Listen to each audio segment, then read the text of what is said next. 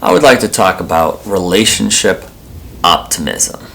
Essentially, we all know to be optimistic in life about things coming up in law of attraction and self-fulfilling prophecies, but I'd like to talk about how that relates to relationships. And yeah, I mean, essentially one of the key points is that negativity leads to negative conclusions about the unknown. And I think it's important to keep the unknown into a positive aspect, that the thing that you don't know, since you have no evidence for, is a good thing, rather than, oh no, the unknown is the scary bad thing that's gonna harm.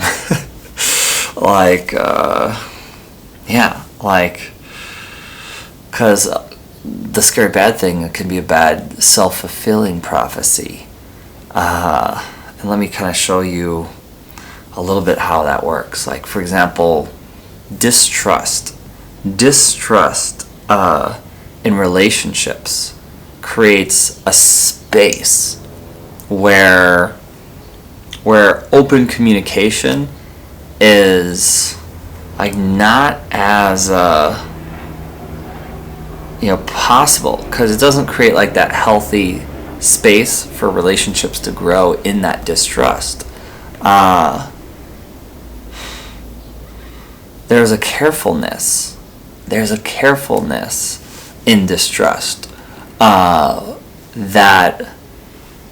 both parties have to deal with the sensitivity of triggers and of that distrust in the communication. And what that does is that makes communication more difficult and not as free-flowing. It's not as easy to communicate, essentially, because you can't just be yourself in the communication. You have to be dealing with that distrust, which then makes things not as flowy, not as easy, not as fun, and thus the distrust itself becomes the thing that ends up killing the vibe of it being a healthy relationship. It actually does turn it into an unhealthy relationship because of that environment that's created from it. Which is why it's so important to fight that good fight of optimism, and to at least be neutral to the unknown. For example, they haven't called. Oh, they haven't called, and just to sit in the truth of that, rather than create stories for other people in that, they haven't called. There's a lot of unknown about that. Why haven't they called? There's no communication. Why isn't there no communication? All these theories and stories, positive and negative, can like come up, especially negative, but if you just sit with, the truths about how you feel in that, like in that unknown, and go, oh, they haven't called. And I feel it. I long to hear from them. That's a beautiful thing to like sit in, rather than,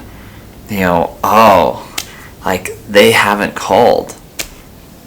They must not want to talk to me. Look at how cripplingly power handing off that is. When you create those negative stories of, they must not want to talk to me because they haven't called, or, I must not be that important, or whatever those stories are, it's a very disempowering thing. Because when you sit in your feeling of they haven't called, I really want to talk to them, you're empowered because you still can do things about it. You can call them. You're sitting in that unknown in a neutral way, and in a witnessing way and an aware way, to where it's like, oh, okay, I feel this connection. I feel this thing. I feel this longing to talk to them, and they're not calling. But yeah, but when it's like they haven't called because I'm not important to them, because they don't love me, because they must not want to talk to me, or they're avoiding me, or these things. All of a sudden, you're assuming how they feel, but you're also assuming like inaction for yourself in it. You're assuming that I need to create space for them because they don't want to talk to me. And it's very disempowering for what your agency could be. You can be so much more than that loop of that negative story. It just assumes and disempowers you even further. But yeah, it's best to hold off on assigning meaning to incomplete stories. Yet I know how hard it is to be okay with like the unknown. Is a lot easier said than done. Especially for us that are, storytellers, and creatives.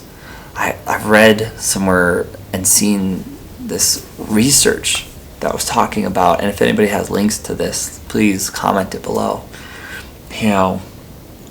That those in more troubled homes tend to imagine even more, as in the escapism with imagination and imaginary worlds and creativity, tends to come from those who had hard lives and who had less power over changing their circumstances in those hardships.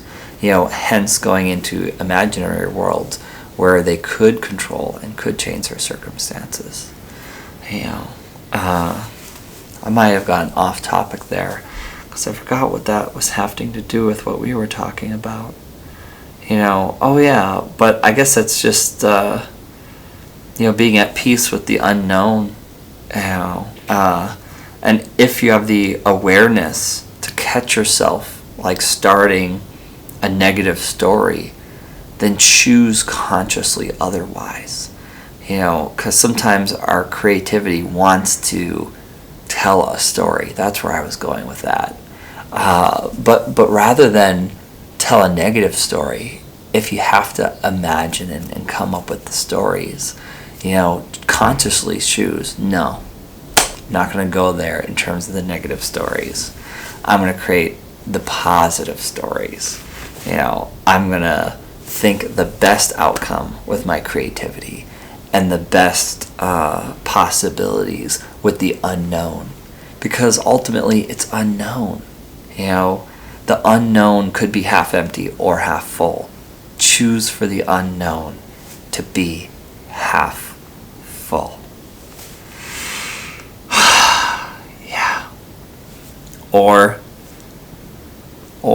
alternately, simply hold awareness to the fact that you do not know. Like say it to yourself in your head, if you have to, and just think, I don't know. Or even if you have to admit it out loud, just say out loud, I don't know. And just be okay with that.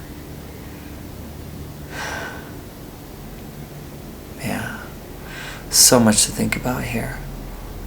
I look forward to seeing the link comment possibly below to like where that research was, or where it was mentioned in some other place on YouTube. The troubled youth creativity stuff, and I'm looking forward to all your thoughts on optimism in the unknown. Because I feel like there's a lot of good stuff to think about here. good stuff. I don't know where this channel is going. And admittedly, I'm even making this video before I posted any of the other videos. And in this, I have the optimism in the unknown that there will be people commenting and a community that can help me back, that doesn't just consume, but is also just actively processing and thinking with me. That's why I'm doing this. So I appreciate your guys' thoughts and comments, and you guys being with me. You know, you guys subscribing and not just seeing one and going, but rather letting me into your life over time, you know, and kind of taking a journey with me in this. So thank you. Thank you. I'm going up in that faith and optimism in the unknown in this. So we'll see how it turns out. Thank you.